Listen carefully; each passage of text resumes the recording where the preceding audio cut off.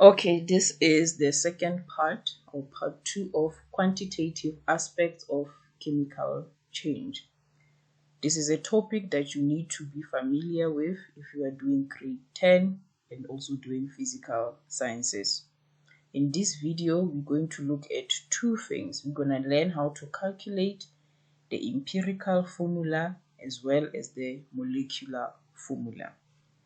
So this means that we will need to be able to distinguish and describe what is empirical formula and what is molecular formula. In order for us to be able to calculate either the empirical formula or the chemical or the molecular formula, you need to know the composition of a substance.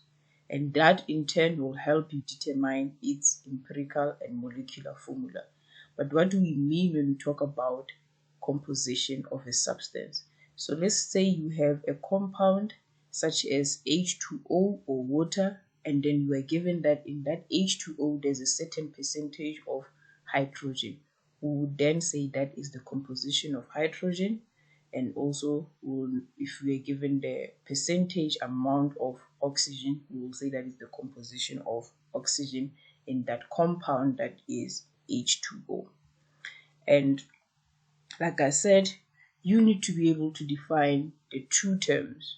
You can be asked define what is molecular formula or define what is empirical formula. If these definitions don't yet make sense, believe me, towards the end of the video they will. So empirical formula is described as the simplest whole number ratio of atoms in a compound. And then molecular formula is defined as chemical formula that indicates the type of atoms and the correct number of each in a molecule.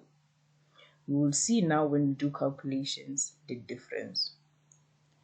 And now remember, I said in order for you to be able to calculate either the empirical formula or the molecular formula, you need to be able to know the composition, or in this respect, the percentage composition.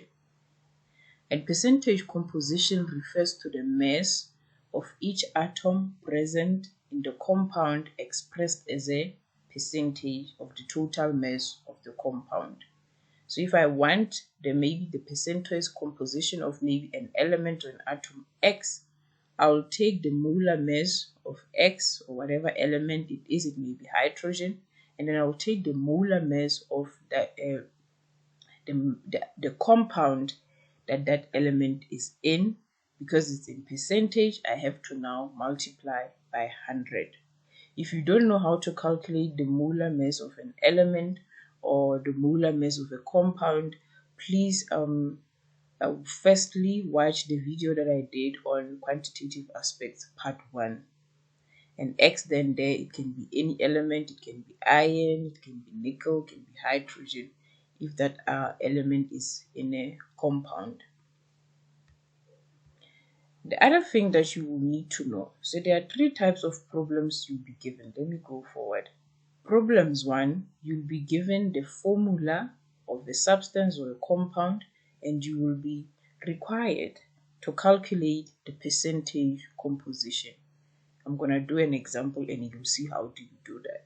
The second type of problems that you will be given is where you'll have the percentage composition. So you will know how much of a certain substance is in a compound in percentage, and you will be required to calculate the empirical formula or the molecular formula. And another type of problem is where you will be asked to find the number of moles of waters of crystallization.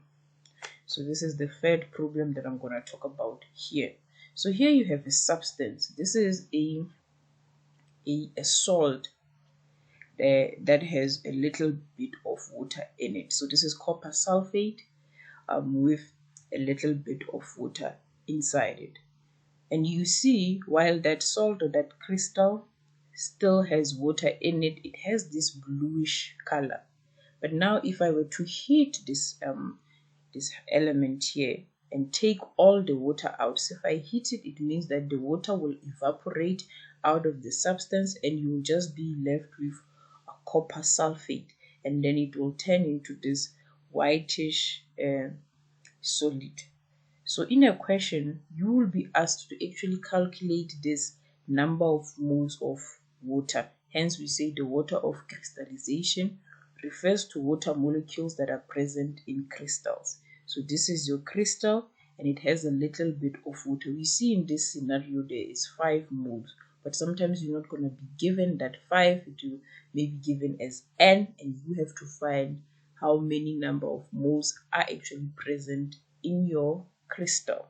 So remember, normally you just heat your element. The question will say it's heated, and then after it's heated, it will just be your copper sulfate or whatever material that is given to you. There are other examples of these crystals that contains water. So I've already spoken about this. Without wasting any more time, let's do the questions. Okay, so I have compiled a number of questions on composition. I think it's 5 questions in total. So these questions will involve calculating the percentage composition, calculating the empirical formula, and then finally calculating the empirical formula as well as the molecular formula. And the last question will then be on waters of crystallization, as we spoken a bit earlier in this video. Okay, so let's go to question 1. So question 1 says, calculate the percentage that each element contributes to the overall mass of sulfuric acid. So sulfuric acid, its chemical formula is given by H2SO4. So our task in here is to find how much of each atom here. So you see you have the hydrogen atom, you have the sulfur atom, then you have the oxygen atom. So we need to find how much of each atom is actually in this whole entire compound. And then that we will use will be in percentage. This means that if I add the composition of hydrogen, of sulfur, of oxygen, all of them must be equal to 100. So how do we go about doing something like that? So we'll say, okay, so that was question 1. So now we have to say, okay, the compound that is given to us is H2SO4. You need to also know the name. It is sulfuric acid, right?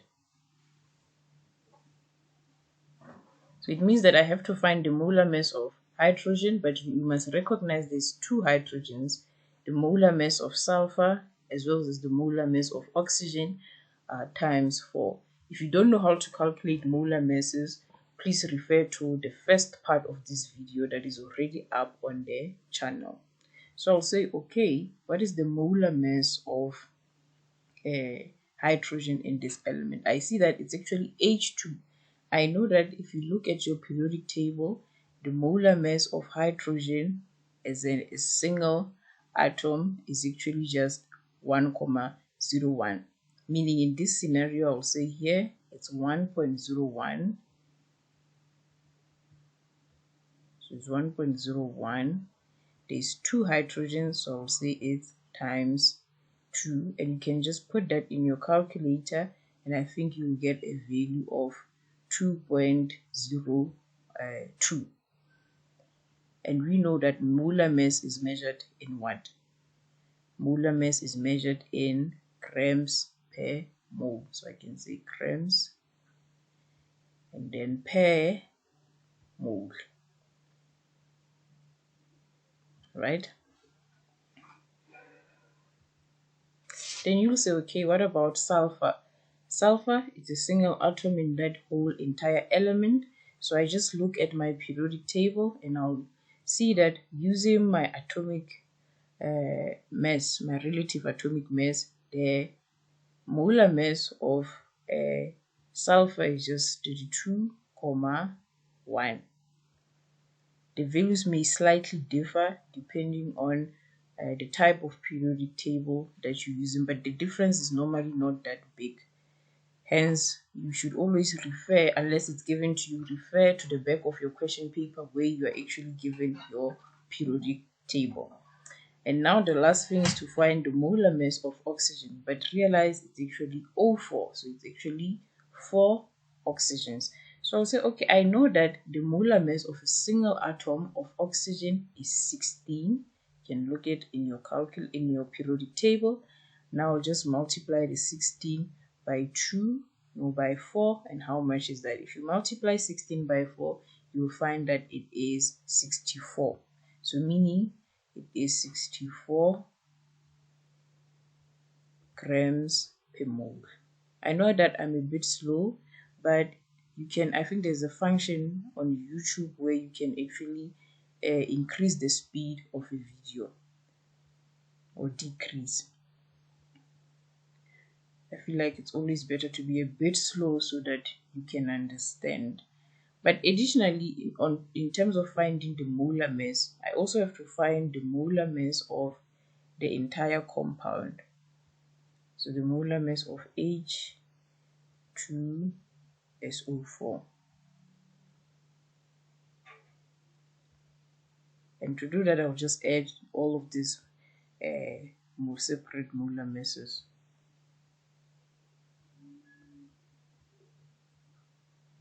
So you say, okay, the molar mass of H2 is just going to be 2,02 plus 32.1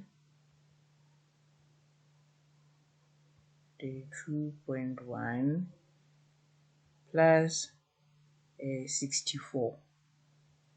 And if you put that in your calculator, that value there, it's supposed to give you 98.12. Just always double check my answers. If you feel like I've made a mistake somewhere, please comment so that we can pick it up early. So that will be the molar mass of the whole compound. But now, how do we actually calculate the percentage composition?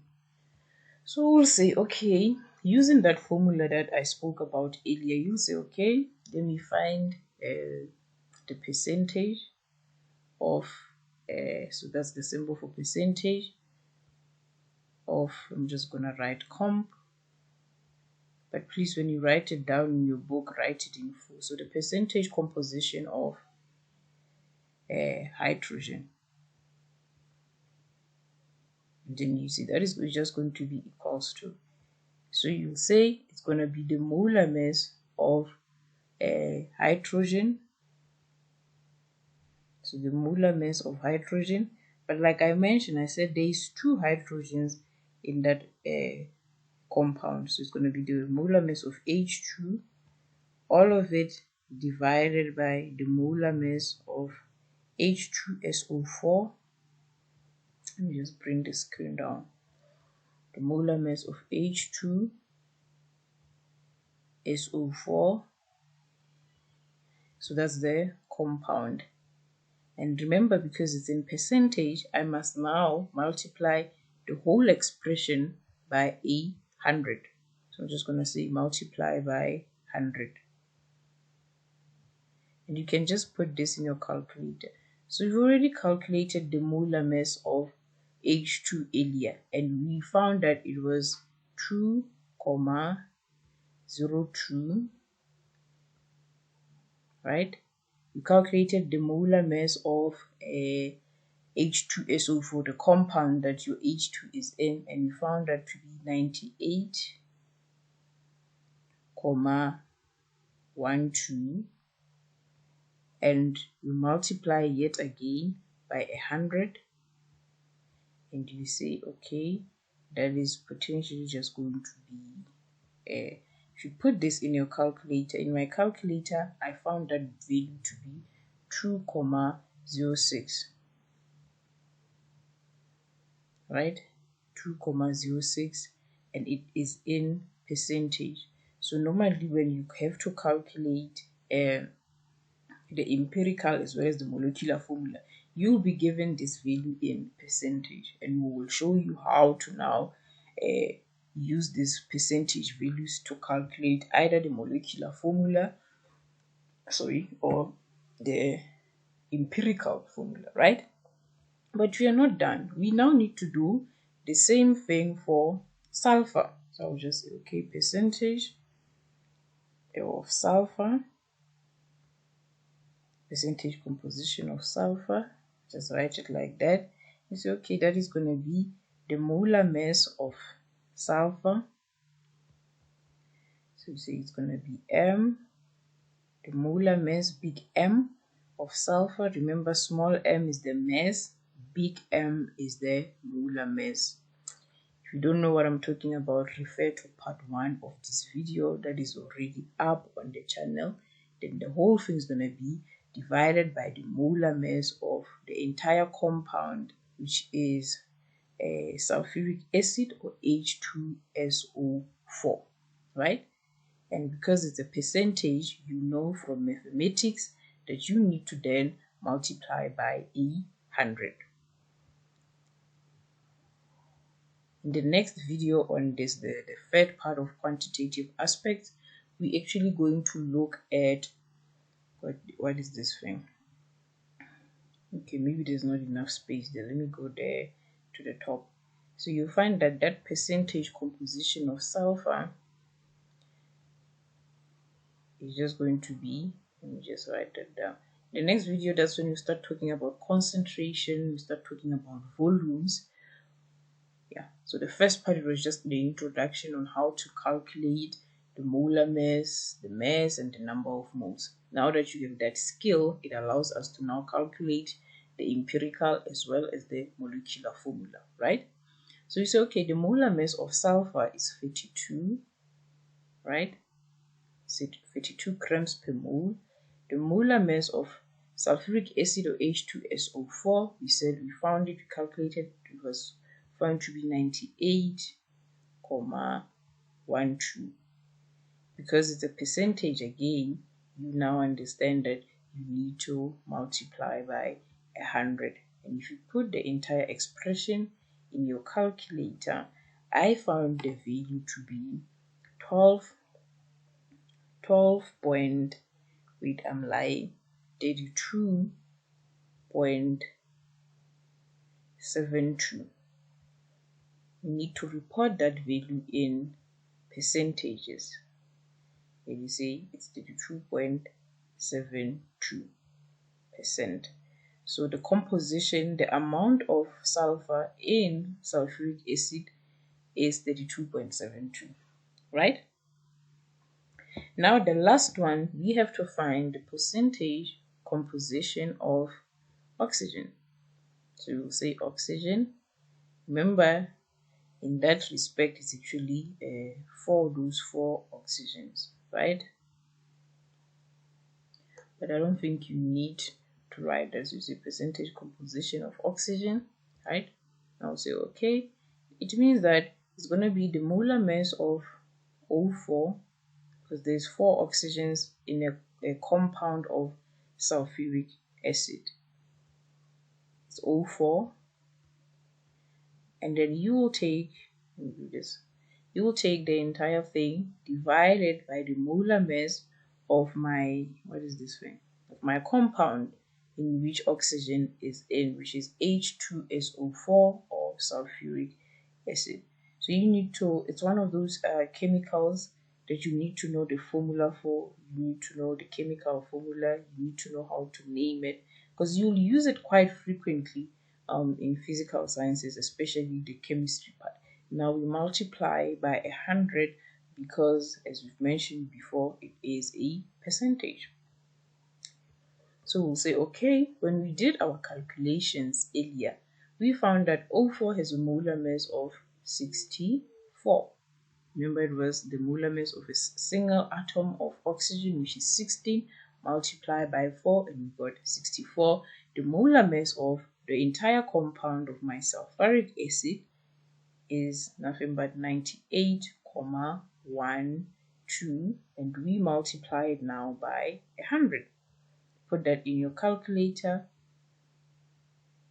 and then I found the value when I did it earlier. The value that I found was 60. Okay, I don't know what I wrote down. Let me just do it quickly here. So it's gonna be, because it's a fraction, you say okay, it's 64 multiply by 98.12, and the whole thing is just multiplied by 100. So it's 64 divided by 98.12 multiplied by 100, and that value is 65.22 or 23.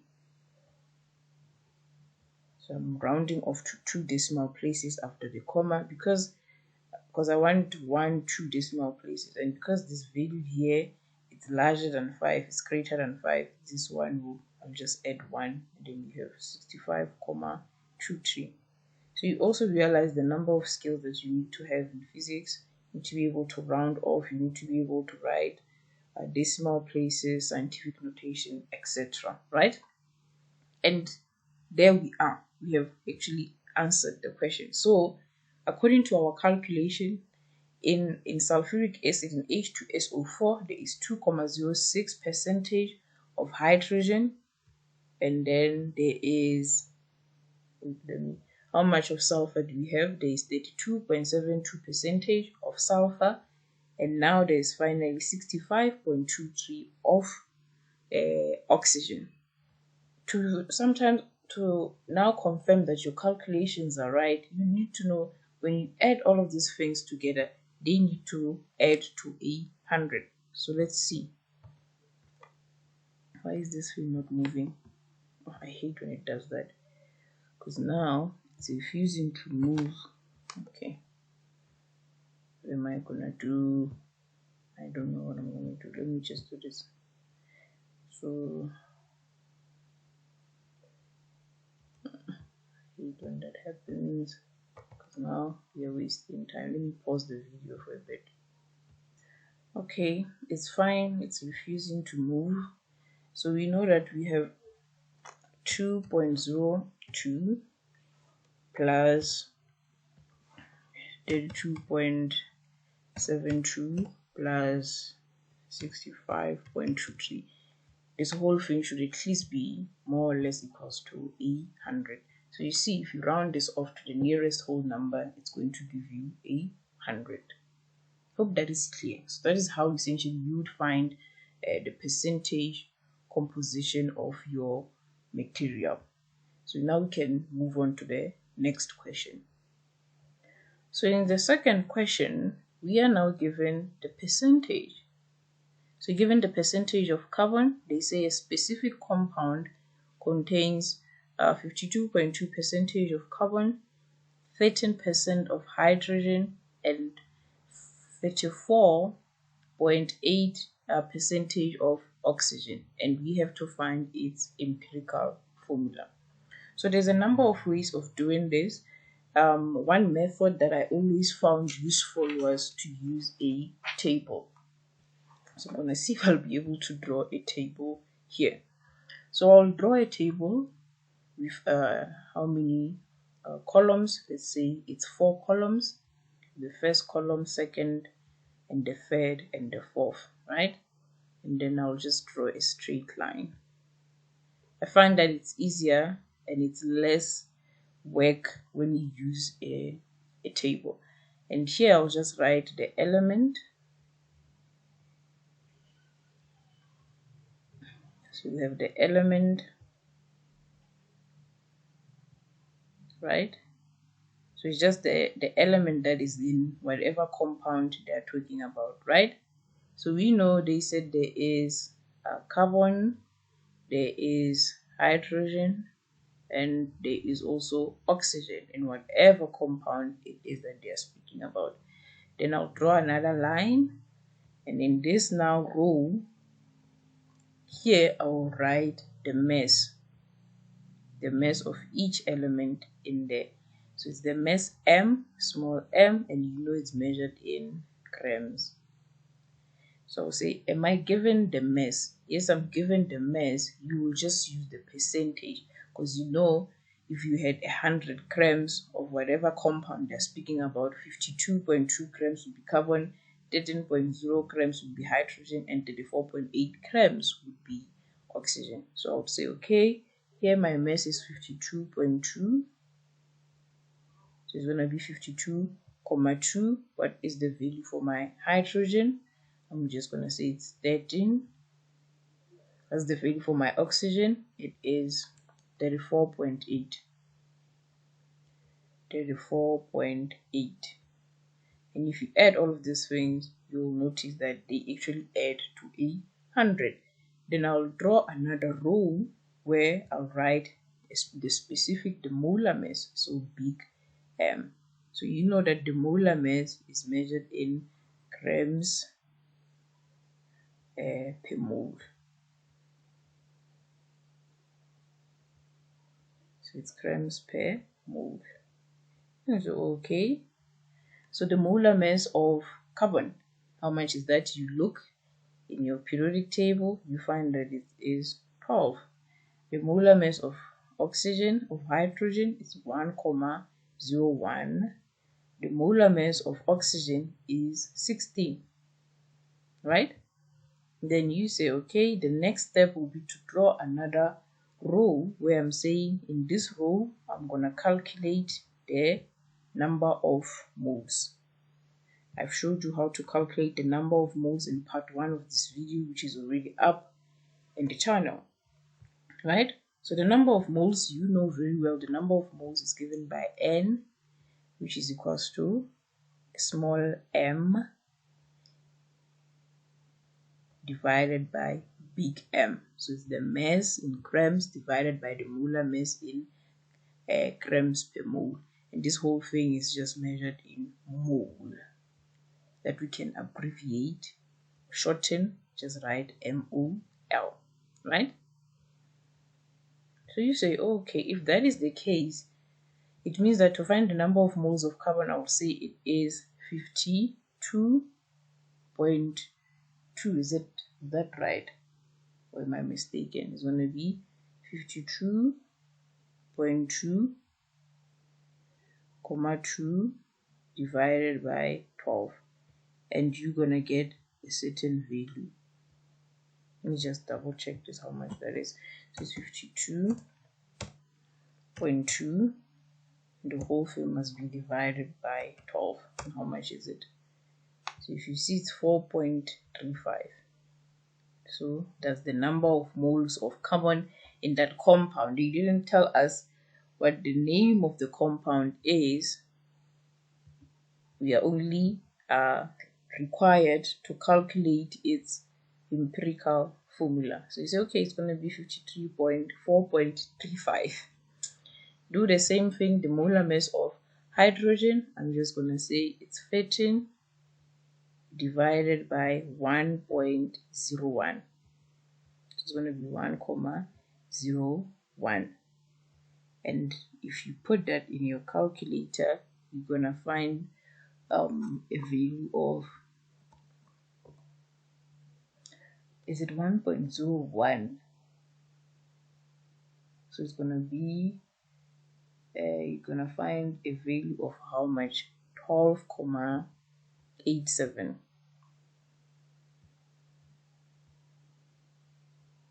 If you now round off your answer to 2 decimal places, let me double check again. It's going to be 13 divided by 1.01. So it's going to be 12.87. That's fine. We do the same thing for oxygen. We say, okay, it's going to be 34, the mass, 8, and the entire thing is going to be divided by 16.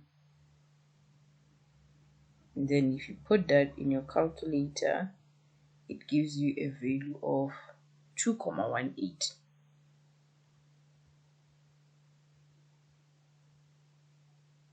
Okay, right? I see that I don't have space, but the last column that you'd actually draw, the last row. So you see how many rows you have? 1, 2, 3, 4. So the last row that you say is that is when now you're gonna calculate the fraction. Is it the fraction or the ratio? But you'll see what I mean. So you will say, okay, I'm gonna look at the smallest number of moles. So you see this carbon has 4.35 number of moles, hydrogen has 12.87, and oxygen there has 2.18. We can see that this is actually the smallest number of moles here, and we will divide each number of moles for each element by the smallest value, right? Then we will say it's going to be 4.35. It's going to be 4.35 divided by 2.18. So it's going to be 2.18. And you round your answer to the nearest whole number. So if you do that, see, you say let's clear this. And then you say to 4.35 and multiply divided by 2.18. And how much do you get? You get a value of about 1.999. If I round this to the nearest whole number, it's going to be 2. So you have 2. And then you say, okay, I'll have 12.87. And I still divided by the smallest number of moles, which we found it is of that of oxygen, which was 2.18. If you put that in your calculator, you get a decimal rounded off to the nearest whole number. Let's see. So you say, all right, I have 12.87. I divide the entire thing by 2.18. How much do I get? I get 5.9. If I round this to the nearest whole number, it's just going to be 6. Then finally here, it's just going to be 2.18. 2.18 divided by 2.18. And we know that any number divided by itself is just going to be 1. So I'm almost done. So I will now write, okay, they said I have carbon, I have hydrogen, I also have oxygen. So if I want to write my empirical formula, I'll say, okay, how many number of moles do you have? You have 2. How many hydrogens do you have? You have 6. How many oxygens do you have? You have 1, but you don't need to write it. And that is your answer. The empirical formula of whatever compound. So I'm going to write EF. So this is the empirical formula of whatever compound is this. I hope it's very clear. Now, let us move on to the next question. The next question says to us, 207 grams of lead, it's a chemical compound, combines with oxygen to form 239 grams of lead oxide. We are required to use this information to work out the formula of a compound called lead oxide. In this equation, they have actually given us the relative atomic masses of lead, which is 207.2, as well as oxygen, right? So we need to work out the formula. We must realize that they didn't specify whether it's molecular formula or empirical formula, but we will assume that they are requiring the the empirical formula. And so we calculate. We still do the same thing. Draw a table. I don't know if I can just remove this so that I don't have to keep drawing the tables. That actually is a good idea. Let me pause this video. Okay, so I've decided against removing that table. So we are in question 3 because it was taking too long. So again, you're going to draw a table and you'll say, all right, And here I'll write element.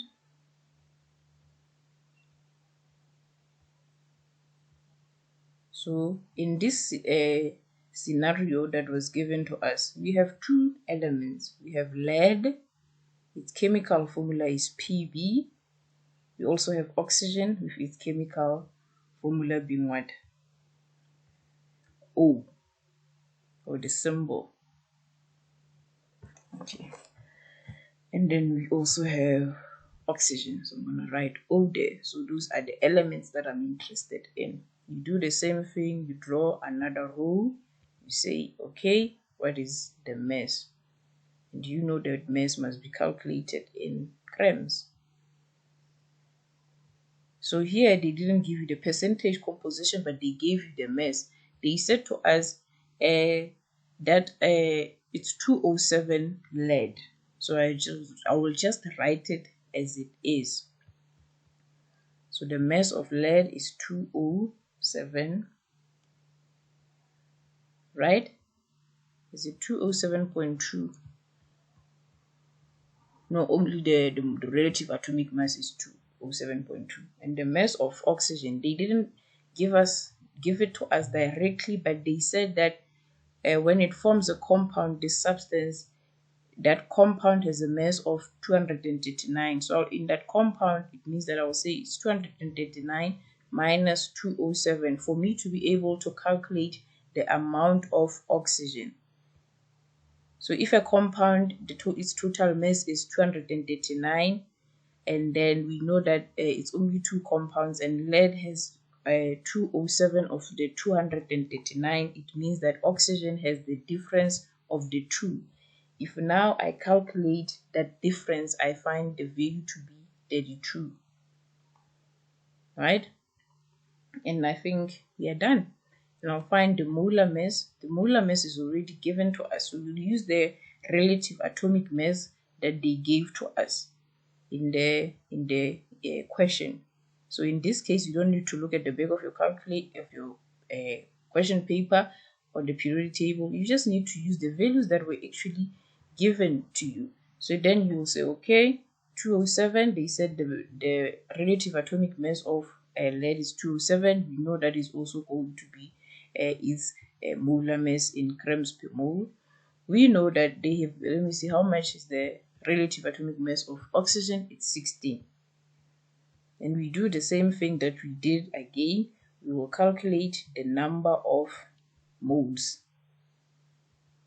So you know that the number of moles is just going to be N equals to small m divided by big M.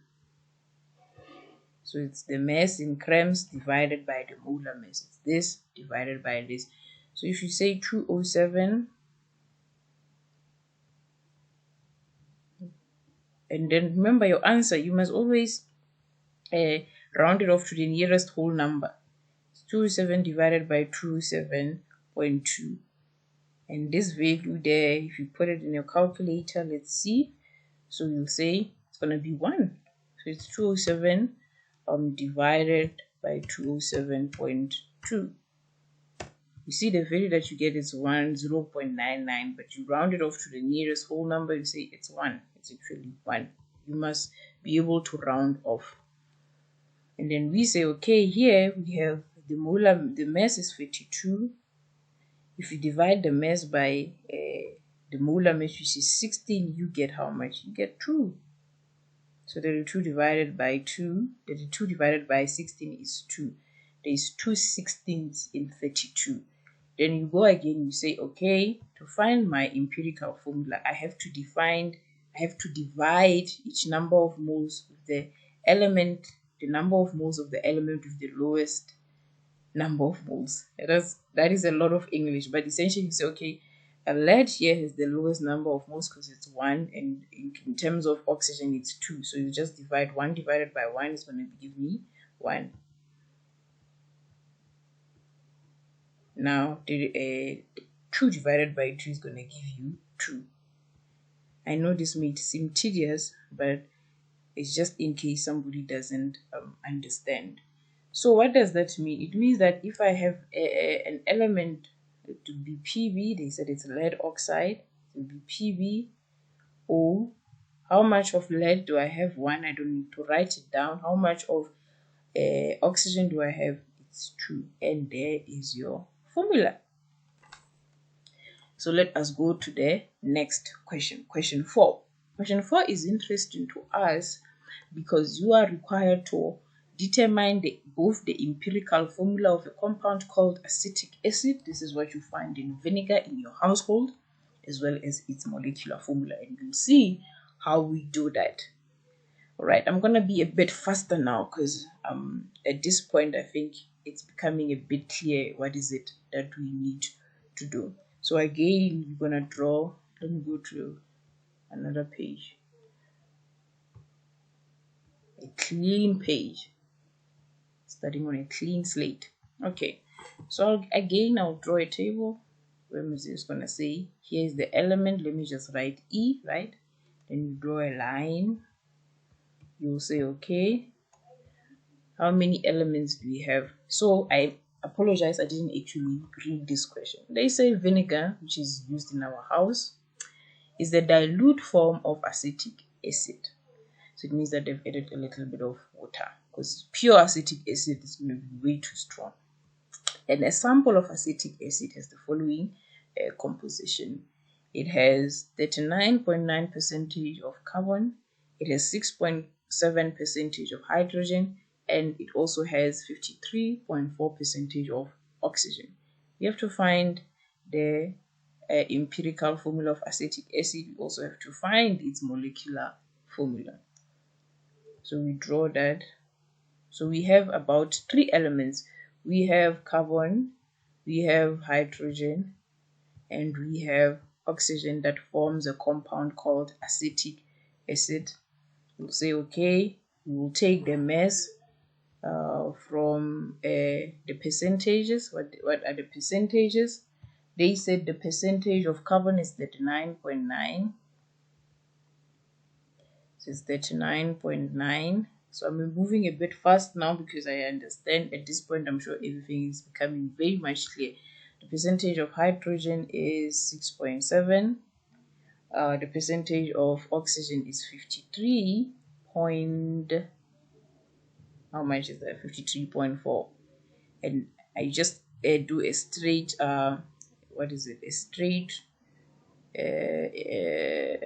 conversion, because you know if you had 100 grams of acetic acid, 39.9 grams would be carbon, 6.7 would be hydrogen, and 53.4 would be oxygen, right? And now we say, what is the molar mass? We know the molar mass of carbon is 12, of hydrogen is 1,02. So you realize that most elements are actually made out of these 3 atoms, and the molar mass of oxygen is just going to be 16. Yes. Now, from this information, I can calculate the number of moles. And if I do that, I will say, okay, the number of moles, you know, to calculate the number of moles, you simply say it is. But when you do this calculation, please show your workings as I've done in the previous question. So you say it's 39.9 divided by 12. If you put that in your calculator, how much is that? 39.9 divided by 12. I found the value to be 3,33. Right? Now I say 6.7 divided by 1.01. I found the value to be 6,63. And then you say, okay, 53.4 divided by 16. I found the value to be 3,34. So which one has the lowest number of moles? You say, okay, I see that carbon has the lowest number of moles. It means I need to divide each number of moles by that value in the other column. And then you say 3.33 divided by 3.33 is going to give me 1. 6.63 divided by 3.33.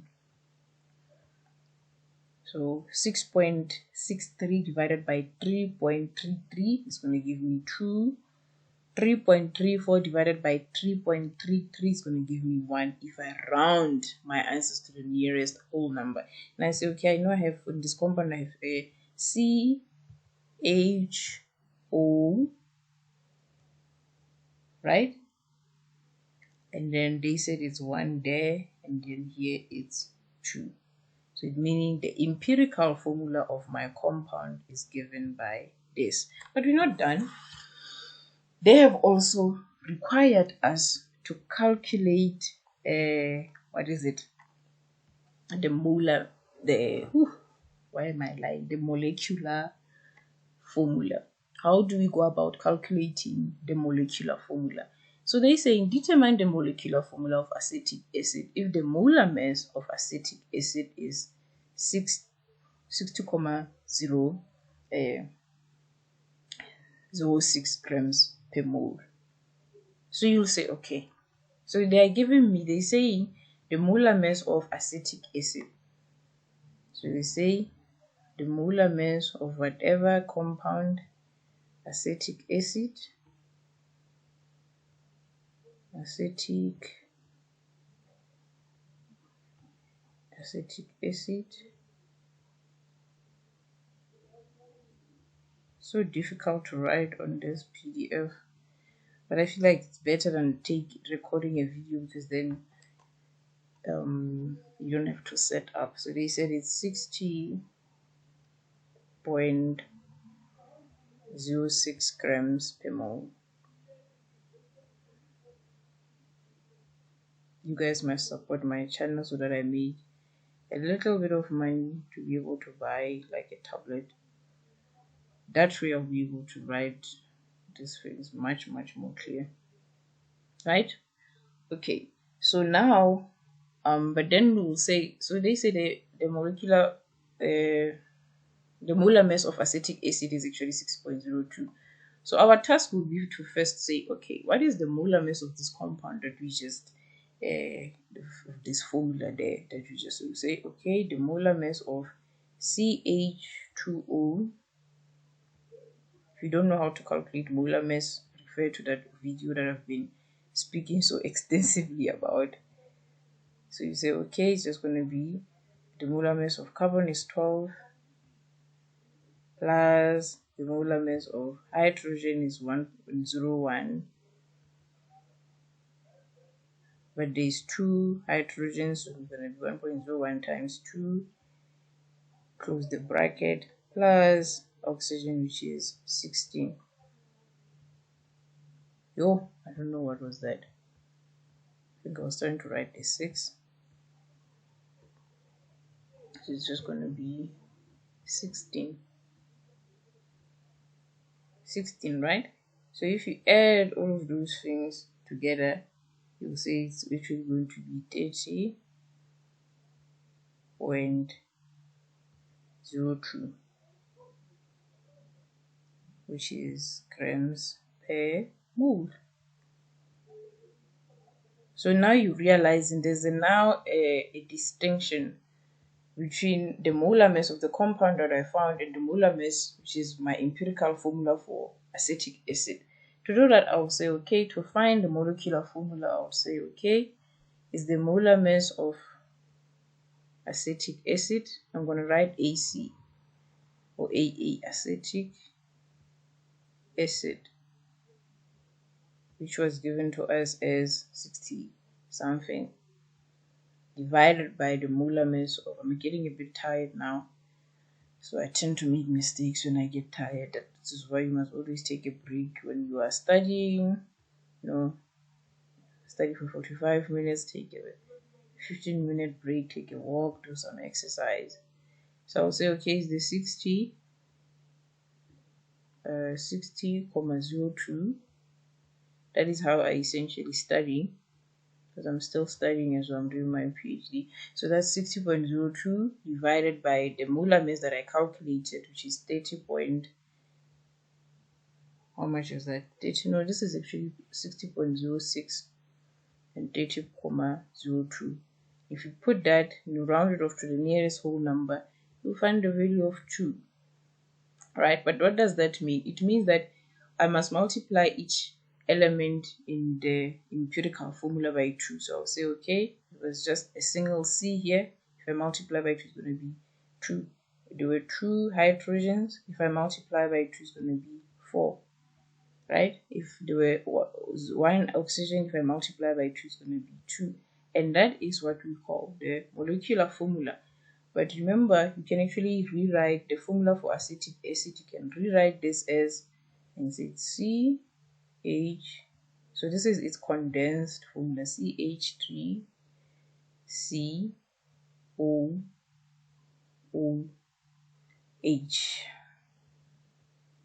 Right?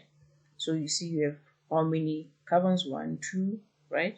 How many hydrogens? You have 3 plus this one, it's 4. How many oxygens? It's 1, 2. So there you are. You've essentially calculated the molar mass of the molecular formula of, what is this, compound acetic acid. Now for the last question. I like this question actually. So they are saying to us that this last question is on waters of crystallization. They're saying aluminium trichloride, or AlCl3, is an ionic substance that forms crystals in the solid phase. Remember, we have 3 phases in science that we speak about at school. We have your liquid, gas, and then solid. Water molecules may be trapped inside the crystals. We represent this as AlCl3 and H2O. And they say Thabo heated some aluminium trichloride crystal until all the water had evaporated and found that the mass after heating was 2.8 grams. The mass before heating was 5 grams. What is the number of moles of water in the aluminium trichloride before heating? So we need to find this N. So how do you think we're gonna go around about? I don't have any more. Okay, there we are. There's some clean space, right? Hopefully it's enough. You still do the same thing. You draw your table. You say okay, fine. So you say here will be my element. I have 2 types of elements. I have aluminium trichloride,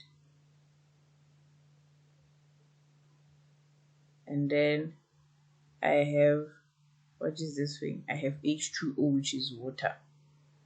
So these are actually separate compounds. They are not elements. That was a mistake. Water is a compound. Aluminum trichloride is also a compound. Now say, what is the mass of each of this? So Thabo heated this. So they saying, let me go. So they saying the mass of aluminium trichloride was 2.8 after heating, right? So I'm just going to write 2.8. So this is measured in grams. And they said the mass before heating was 5 grams. What is the number of moles of water in the aluminium trichloride before heating? So now I have to find the mass of the water. So if the compound, the whole thing before I heated it weighed 5 grams, and now this separate thing after heating weighs 2.8, it means to find the mass of H2O, I simply have to say it's 5 grams minus the 2.8. So I do that. I say it's going to be 5 minus 2.8, and that value is going to be 2.2, right? And I do the same thing. I say the molar mass of aluminium trichloride, and I will leave you to be able to calculate this because now you should know how to do it. So it's just going to be the molar mass of aluminium plus the molar mass of chloride times 3, and it's going to give me a value of 133.33. If you don't know how to calculate the molar mass, please refer to the video. The molar mass of water is just going to be 18.02. So it's going to be the molar mass of hydrogen times 2 plus the molar mass of oxygen. It's going to give you 18.02. Right? Always double check my answers. Like I said, I tend to get a bit tired after like an hour. Now we have to find the number of moles. So the number of moles, it's small letter m mass divided by big letter M. So if you say 2.8 divided by 133,33 is going to give me 0,021.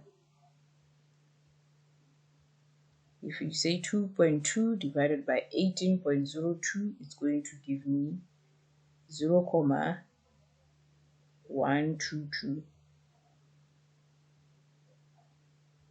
Right? And then we say, okay, now that I have done that, let me actually now find the mole ratio. Which one has the lowest number of moles? It's this one. So it means I'm going to say 0.021 divided by 0.021, which is going to give me 1. Then I'll say 0,122 divided by 0,021 is going to give me 6. And then when we get to this point, we will see that the ratio of Al, aluminum trichloride, to H2O is 1:6. So essentially it means that so for every 1 mole of aluminum chloride, there is 6 moles of H2O. It means that my N is actually 6. So now I can actually write this entire expression as aluminum trichloride, and then write that dot, which is 6H2O. And this brings us to the end of our lesson for today. Hopefully it was really helpful.